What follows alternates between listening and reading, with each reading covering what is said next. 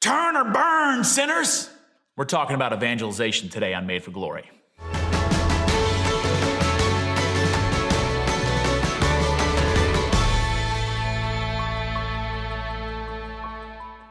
I didn't grow up in the South, but I've been living in the South for some years now, and one of my favorite expressions to use is y'all. It's a very, very useful word, y'all. Sometimes when we talk about sharing our faith or evangelization, people think of kind of that stereotypical corner preacher who's saying, y'all are going to hell.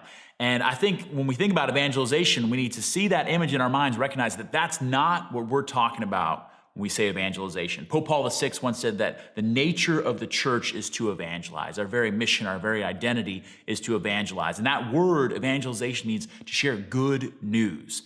So basically, it's sharing good news with somebody that I love rather than that y'all are going to hell kind of thing, which is basically sharing bad news with somebody that I don't really like, maybe even that I hate. Y'all are going to hell, and I'm kind of happy about that. So if instead we're sharing good news, what is the good news that we're sharing as followers of Jesus?